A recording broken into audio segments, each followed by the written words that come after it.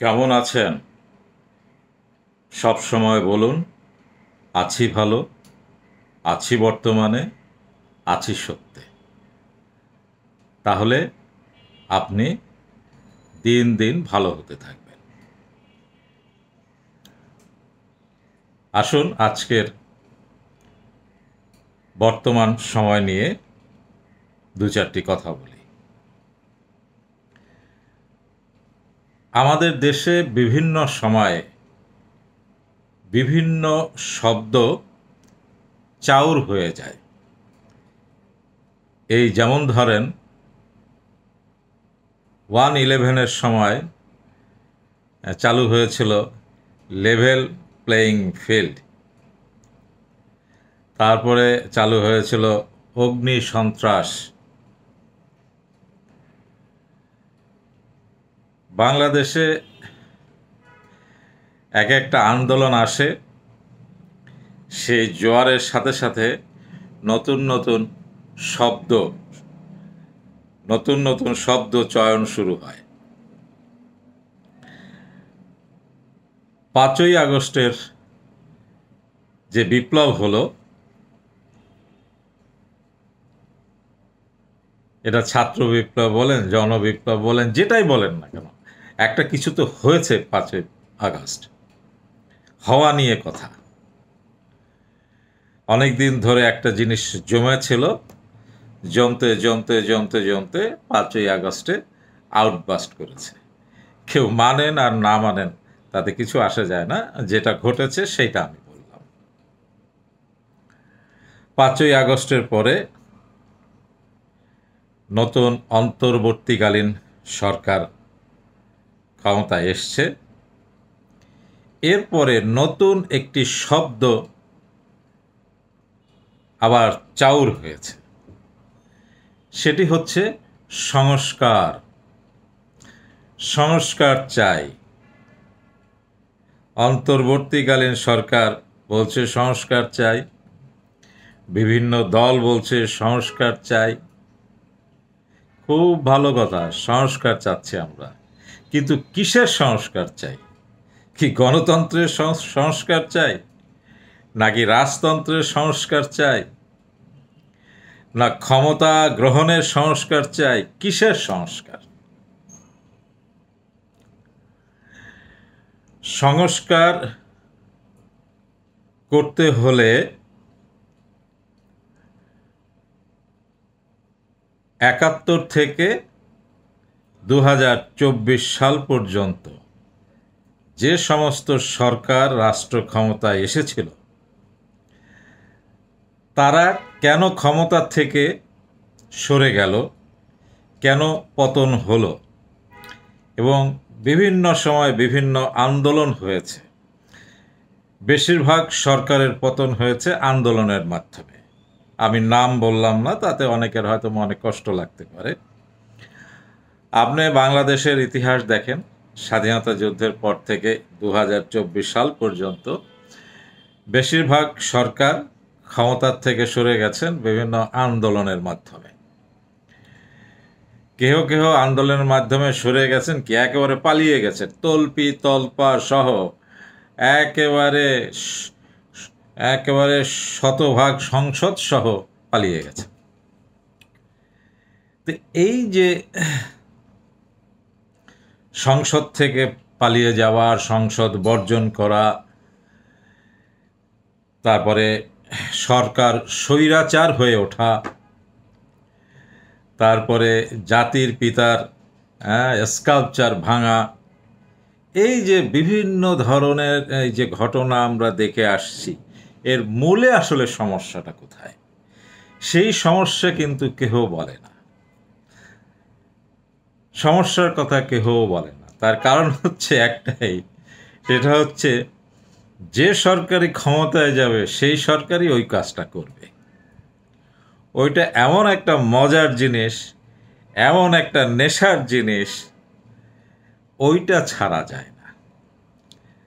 আজকের দেখলাম পত্রিকায়, ফেসবুকে দেখলাম যে আমাদের সাবেক শিক্ষামন্ত্রী, তিনি এই যারা নোট বই ছাপাতেন তাদের সমিতি ছিল, সেই সমিতির কাছ থেকে নাকি বছরে 100 কোটি টাকা নিতেন। তা আমাদের সমস্যাটা হচ্ছে টাকার সমস্যা, আর কিছু না। কিন্তু সব কিছুর মূলে হচ্ছে টাকা। বছরে যদি আপনার পকেটে 100 কোটি টাকা আসে, আপনার কি মাথা খারাপ থাকবে বলেন? মাথা কি ঠিক থাকবে? 100 কোটির থেকে না হয় 5 কোটি খরচ করে দিলাম, 20 কোটি খরচ করে দিলাম, বাকি 80 কোটি টাকা তো আমার পকেটে থাকবে। এই লোভ কে সামলাবে বলেন? আর অর্থের লোভ এমনই একটা লোভ, এই লোভ দিন দিন বৃদ্ধি পেতে থাকে এবং যে সরকার ক্ষমতায় থাকে সেই সরকার ধীরে ধীরে স্বৈরাচার হতে থাকে। অর্থাৎ অর্থের সাথে স্বৈরাচারের একটা সম্পর্ক আছে। তাহলে বলতে পারেন সৌদি আরবে তো আপনার রাজতন্ত্র আছে, তা সেখানেও কি এই দুর্নীতি আছে? অর্থ নিয়ে চুরিচামারি কি আছে? না, সেখানে নাই। সৌদি আরবে স্বৈরাচার নাই, সৌদি আরবে আছে রাজতন্ত্র। আপনাকে বুঝতে হবে, রাজতন্ত্র এক জিনিস, স্বৈরাচার আর এক জিনিস। স্বৈরাচার হচ্ছে যেন তেনভাবে যেভাবে হোক ক্ষমতা ধরে থাকতে হবে, আর এই ক্ষমতা ধরে থাকতে হলে আশপাশে যারা আছে তাদেরকে লোভী করে তুলতে হবে। আর মানুষের লোভ কিসে? লোভ হচ্ছে অর্থে। এর সাথে আরও দু একটা জিনিস আছে, সেগুলো আলোচনায় আনলাম না। অর্থ হচ্ছে সবচেয়ে বড় লোভ। সেই জন্য অতীতের সরকার ছিল স্বৈরাচারী সরকার, সে স্বৈরাচার হয়ে উঠেছিল, যার ফলে কি হয়েছিল, তার সংসদে যারা ছিল সব দুর্নীতিবাজ হয়েছিল। একজনকে খুঁজে পাবেন না যে সে অনেস্ট ছিল, প্রত্যেকে দুর্নীতিবাজ। এবং 1 কোটি 2 কোটি না, 100, 200, 300, 1000 কোটি টাকার দুর্নীতিবাজ হয়ে উঠেছিল, যে কারণে ব্যাংকের তারল্য সংকট দেখা দিয়েছে। বিদেশি ডলার রিজার্ভ কমে গেছে। বলবেন রিজার্ভ কমে যাবে কেন? কারণ খুব সোজা, আপনি যদি 5,000 কোটি টাকা 5,000 কোটি টাকা যদি আপনি দুর্নীতি করেন, তাহলে এই 5,000 কোটি টাকা বিদেশে পাঠাতে হলে এই 5,000 কোটি টাকা দিয়ে ডলার করতে হবে, এখন এই 5,000 কোটি টাকা ডলার আপনি কোথায় পাবেন? যেহেতু আপনি একজন সংসদ, আপনার হাতে ক্ষমতা আছে, আপনি বাংলাদেশ ব্যাংক থেকে টাকা বের করে এই টাকা কনভার্ট করে ওই টাকা পাঠিয়ে দিচ্ছেন, যে কারণেই বাংলাদেশে ডলারের সংকট হয়েছে। আর এই যে হাজার হাজার কোটি টাকা, এই টাকা তো ব্ল্যাক মানি তো ব্যাংকে রাখা যায় না, তাহলে এটা কোথায় রাখতে হবে? মাটির নিচে গর্ত খুঁড়ে এই টাকা রাখতে হবে। তার ফলে কি হয়েছে? ব্যাংকে তারল্য সংকট হয়েছে। সোজা হিসাব, এর জন্য আপনাকে ইকোনমিক্স পড়তে হবে না, পিএইচডির ডিগ্রি নিতে হবে না, অর্থনীতিবিদ হতে হবে না, মাথা টাক করে ফেলতে হবে না চিন্তা করতে করতে। খুব সোজা হিসাব। এই যে দুর্নীতির এই হাজার হাজার কোটি টাকা, এগুলো তো ব্যাংকে জমা হচ্ছে না, তাহলে এটা কোথায় যাচ্ছে? টাকা, এই টাকা তো বিদেশে যাচ্ছে না, কারণ বিদেশের টাকা নিয়ে কি হবে? এই টাকা কোথায় যাচ্ছে? এগুলো সব আপনার ঘরের মধ্যে লুকানো আছে, না হলে মাটির মধ্যে এগুলো পুঁতে রাখা হয়েছে। আর এই টাকার বিনিময়ে ডলার হয়ে ডলারগুলো বিদেশে চলে গেছে। আমার কথা যদি বিশ্বাস না হয়, যত সাংসদ আছে তাদের গ্রামের বাড়ি, ঢাকার বাড়ি সার্চ করেন, মাটি খোঁড়েন, দেখবেন ড্রাম ভর্তি ভর্তি টাকা পাবেন। তাহলে আমাদের মূল সমস্যাটা কোথায়? মূল সমস্যাটা হচ্ছে দুর্নীতি, আর্থিক দুর্নীতি। বর্তমান সরকার, অন্তর্বর্তীকালীন যে সরকার ক্ষমতায় এসছেন, তিনি বারবার সংস্কারের কথা বলছেন। কি সংস্কার করবেন তিনি? সংস্কার একটাই করতে হবে, সেটা হলো টাকা চুরি করা বন্ধ করতে হবে। এইটাই হচ্ছে সংস্কার। টাকা চুরি করা অর্থাৎ আর্থিক কেলেঙ্কারি যদি বন্ধ করা যায় তাহলে দেখবেন স্বৈরতন্ত্র থাকবে না, গণতন্ত্র এমনিই হবে। কারণ টাকা যদি পকেটে না আসে, কি ঠেকা পড়ছে আপনার এই নিজের পয়সা খরচ করে ইলেকশন করা, মারামারি করা, কোপাকুপি করা? কোনো দরকার আছে? খাই দাই শান্তিতে আছি, ব্যবসা বাণিজ্য করি। সংসদ হইলেই তো মাসে আপনার শত কোটি টাকা ইনকাম হবে, সেই জন্যই তো সাংসদ হইতে চায়। আপনি দুর্নীতি বন্ধ করে দেন, দেখবেন সাংসদ হওয়ার ইচ্ছা কমে যাবে। আর সাংসদ হওয়ার ইচ্ছা কমে গেলে দেখবেন অটোমেটিক গণতন্ত্র ফিরে আসবে। গণতন্ত্রের জন্য সংস্কারের দরকার নাই, দেশের আইনের সংস্কারের দরকার নাই, দেশের প্রশাসনের সংস্কার দরকার নাই। আপনি দেশের আর্থিক দুর্নীতি ঠিক করেন, দেখবেন প্রশাসন থেকে শুরু করে আইন সব কিছু একেবারে সোজা হয়ে যাবে। এই যে দেখেন না সরকারি চাকরি, এই যে বিসিএস চাকরির জন্য আজকাল ছাত্ররা এত লালায়িত কেন? আজ থেকে 10 বছর আগেও তো বিসিএস এর জন্য ছাত্র এত লালায়িত ছিল না, এদেশের মানুষ লালায়িত ছিল না। এখন কেন? কারণ হচ্ছে আপনি যদি বিসিএস পাশ করে যদি একবার এসি ল্যান্ড হইতে পারেন বা কোনো ডিপার্টমেন্টের যদি একটা পজিশনে আপনি যেতে পারেন, মাসে কোটি কোটি টাকা ইনকাম হবে। সেই জন্যই বিসিএস পরীক্ষার প্রতি মানুষের এত আগ্রহ। এটাই হচ্ছে সত্য কথা। দুর্নীতি কমাতে হলে, অন্যায় কমাতে হলে আপনাকে সত্য স্বীকার করতে হবে। সত্য স্বীকার না করলে আপনার কিছু হবে না। এই যে বিগত সরকারের পতনের মৌলিক ছিল কি?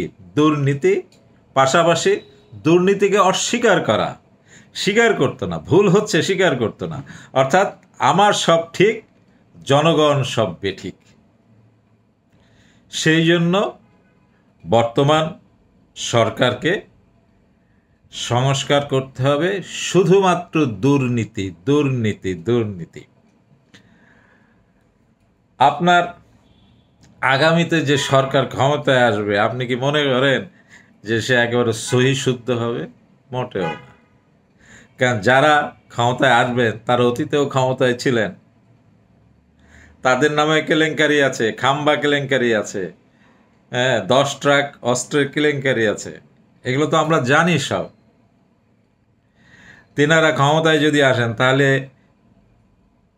ওনারা কি সহি শুদ্ধ হবেন? এটা কি আপনি মনে করেন? মনে করার কোনো কারণ নেই। তাহলে কি করতে হবে? আপনাকে সংস্কার করতে হবে শুধুমাত্র দুর্নীতির ক্ষেত্রে। দুর্নীতিকে বন্ধ করতে হবে, দুর্নীতিকে বন্ধ করতে হবে, দুর্নীতিকে বন্ধ করতে হবে। দেখেন আমাদের দেশের যত রাজনৈতিক পার্টি আছে তারা খালি ক্ষমতা চাচ্ছে, ক্ষমতা ক্ষমতা। কবে ইলেকশন দিবেন? কবে ইলেকশন? খালি ইলেকশন ইলেকশন। কেন? কারণ ইলেকশন দিলেই ক্ষমতা বসা যাবে, ক্ষমতায় বসলেই ছড়ি ঘোরানো যাবে। সোজা হিসাব। ইলেকশন কবে দিবেন সেইটার জন্য তো তাদের মাথা খারাপ।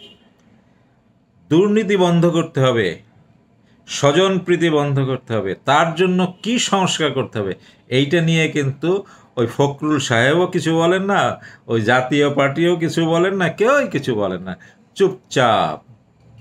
আওয়ামী লীগেরও কোনো নেতা কিছু বলেন না। আমি মনে করি বাংলাদেশের অন্যতম সমস্যা হচ্ছে দুর্নীতি। আমি আজ থেকে 7-8 বছর আগের থেকে আমি একই কথাই, 7-8 বছর না 15 বছর ধরে একই কথাই বলে আসছি। বাংলাদেশের সমস্যা হচ্ছে দুর্নীতি। দুর্নীতি বন্ধ করেন, দেখবেন সব ঠিক হয়ে গেছে। এবং দুর্নীতি বন্ধ করার জন্য এক্সট্রিম আইন করতে হবে। দরকার হলে সৌদি আরবের মতো হাত কেটে দিতে হবে। দরকার হলে এই মাঝের আঙ্গুলটা কেটে দিতে হবে। এই যে মাঝের আঙ্গুল, এইটারে কেটে দেন, এইটারে যদি কেটে দেন, সালমান রহমানের এই যদি মাঝের আঙ্গুলটা যদি কেটে দেন, সে জীবনে আর কোনোদিন ব্যাংকের টাকা এদিক সেদিক করবে না। ওই যে ঘোষণা দিয়েছেন না যে তাকে ছেড়ে দেন, তাহলে বাংলাদেশে ঠিক করে ফেলবেন, কারণ উনি জানেন ওনার সেই কোয়ালিটি আছে, ক্ষমতা আছে বাংলাদেশকে ঠিক করার। কারণ যে মানুষ হাজার হাজার কোটি টাকা লোপাট করতে জানে, সে ভালো করে জানে টাকা দিয়ে কিভাবে দেশ ঠিক করতে হয়। আঙ্গুল এটা কেটে দেন, দিয়া তারে শপথ করাই দেন, সে দেখবেন জীবনে আর কোনো দিন ব্যাংকের টাকা লুটপাট করবে না। যেগুলোরে ধরা পড়বে, আইনে ধরা পড়বে টাকা লুটপাট করছে, যা সেই মাঝের আঙ্গুলটা কেটে দেবেন, কেনি আঙ্গুল না, এইটা কেটে দেবেন, বলবেন এটা তো একটা বর্বর নিয়ম। দেখেন, বর্বর কাজকে ঠিক করতে হলে বর্বর নিয়মই চালু করতে হয়। হ্যাঁ, কাটা তুলতে হলে কাটা দরকার। কাটা তুলতে হলে যদি আপনি কাটার কাছে যাই যদি বলেন I love you, I love you, I love you, তুমি কাটা বের হয়ে যাও, কাটাকে বের হবে? কাটা বের হবে না। কাটাকে তুলতে হলে কাটা দরকার। আমাদের দেশে যে পরিমাণ দুর্নীতি হয়েছে, যে পরিমাণ বর্বর কার্যক্রম হয়েছে, ওইটা ঠিক করতে হলে ওই বর্বর কাজ করতে হবে। হাত কাটতে বলতেছেন, আঙ্গুল কেটে দেন, একটা আঙ্গুল কেটে দেন, টুস করে একটু ডাক্তারের কাছে নিয়ে অপারেশন করে কেটে দেন, গ্যারান্টি 80% দুর্নীতি ভালো হয়ে যাবে। এই বর্তমান তত্ত্বাবধায়ক সরকারের এই একটা মাত্র আইন পাশ করেন, এইটাই হলো সংস্কার, যে আঙ্গুল কেটে দেবেন। চুরি বন্ধ হয়ে গেলে দেখবেন আর ইলেকশনে হাজার হাজার কোটি টাকা নমিনেশনের জন্য টাকার খেলা আর হবে না। তখন দেখবেন ওই সৎ যোগ্য ব্যক্তিরাই আসবে। ব্যবসায়ীরা চিন্তা করবে এত কষ্ট করে ইলেকশন করা কি দরকার আছে, আমি তো ব্যবসা করতেছি, টাকা ইনকাম করতেছি, বাস। হ্যাঁ, ভারতের আদবানি, সে কি ইলেকশন করে? তো হাজার হাজার কোটি টাকা তার ছেলের বিয়েতে খরচ করতেছে, কিন্তু সে কোনদিন ইলেকশন করে না, কারণ ইলেকশন করার কোনো দরকার নাই।